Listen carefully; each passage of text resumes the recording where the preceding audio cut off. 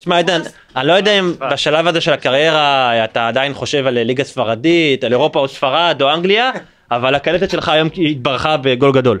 תודה רבה, קודם כל תודה רבה, גול ראשון שלי בנורדיה, אני מאוד מתרגש מהגול ועוד יותר שמח על הניצחון. עדן, זה משחק שהוא כמובן לא מייצג את מה שאנחנו בדרך כלל רואים בליגה, אבל בואו נדבר רגע על הימים שאנחנו נמצאים בהם, כי בעצם הגענו אחרי שני הפסדים בליגה, ניצחון גדול בגביע, השבוע משחק שהיה אמור להיות וברגע האחרון התבטל, ויש אחר רצף של 4 או 5 משחקים אינטנסיביים, בתוך זה המשחק היום, איך אתה מרגיש את זה במיוחד כמי שנמצא שם כל הזמן על המגרש? קודם כל כן, באנו היום אמנם אחרי 2 הפסדים בליגה ברצף, אבל אחרי ניצחון גדול בגביע שנתנו הצגת כדורגל, אני חושב שגם השתי הפסדים שהפסדנו לא שיקפו את איך ששיחקנו ואת המצבים שהגענו אליהם, כי בסופו של דבר אם אחד המצבים היה נכנס אז היינו מדברים אחרת.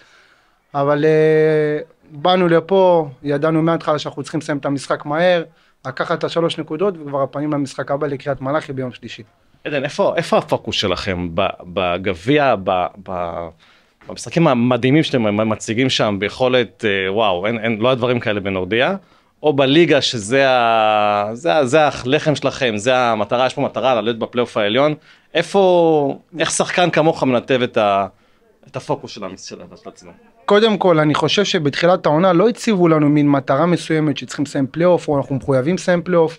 אני חושב שאנחנו השחקנים והקבוצה והצוות המקצועי יצרנו את הציפיות, ולכן אני חושב שאנחנו כן צריכים לעמוד בציפיות וכן צריכים להיות בפלייאוף העליון, גם לפי היכולת שלנו, איך שאנחנו נראים במגרש, וגם כי אני מרגיש את הקבוצה, אני הייתי בהרבה קבוצות ואני מרגיש שהשנה יש פה חומר טוב שיכולים לעשות דברים יפים.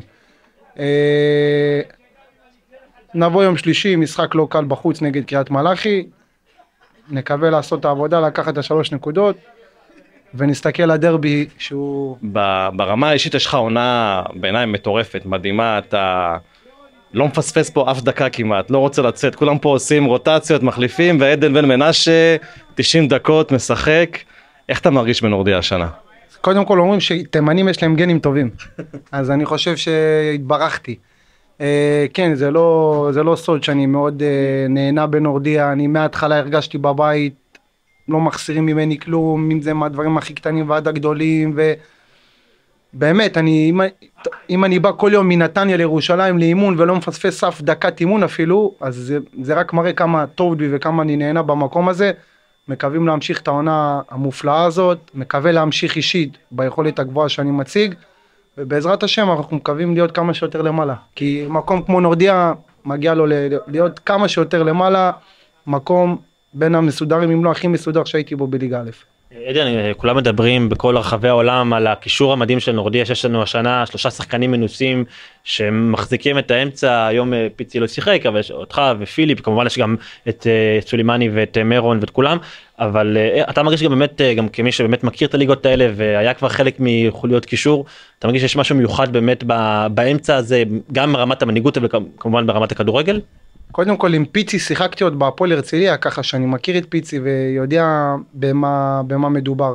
פיליפ, אני השנה הכרתי אותו, לא הכרתי אותו לפני, ואני קודם כל בן אדם אימא'לה, ויותר מזה שהוא בן אדם הוא גם שחקן אימא'לה, ואני חושב שיש פה שלישיית קישור חזקה מאוד, שכל אחד יודע מה הוא רוצה לעשות, לכל אחד יש את השיטה שלו שהוא מביא איתו למגרש, ועם האימונים והחיבור שיש לנו בהכל ביחד, אנחנו מביאים את זה למגרש, אני חושב שאנחנו גם בגלל הדברים האלו מציגים יכולת גבוהה בקישור, וזה לא רק אנחנו, זה כל הקבוצה הבאה, אם זה קו 4 וההתקפה, כולם באים, רצים, נלחמים על הפרנסה שלהם, על ההצלחה שלהם בעתיד, ובסוף זה בא לשכרם.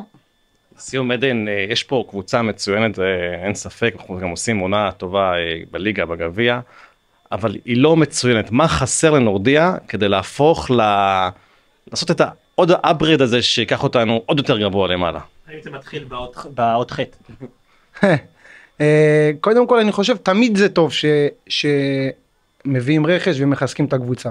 גם אם הקבוצה רצה טוב ורצה למעלה, תמיד זה טוב שיש עוד חיזוק, עוד כוח. אני בדעה שיש תחרות, זה מוציא מהשחקן יותר. אני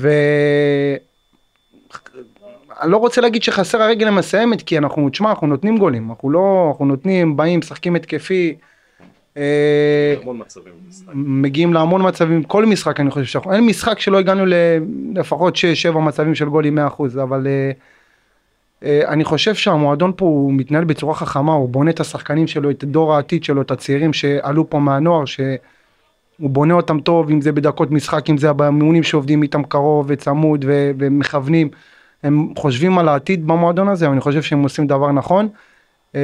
אני חושב שאם הם רוצים ללכת צעד אחד קדימה, השנה זה כבר, אני לא חושב שכבר צריך להביא את ההתאמות האלו, כי השנה הקבוצה רצה טוב, שנה הבאה אלירן אני מאמין שיודע לעשות את המסקנות שלו, יודע איפה לחזק, באיזה מקומות, להשאיר את השלט שקם, ואני חושב ששנה הבאה המועדון הזה יעשה קפיצה אחת מעל הפלייאוף.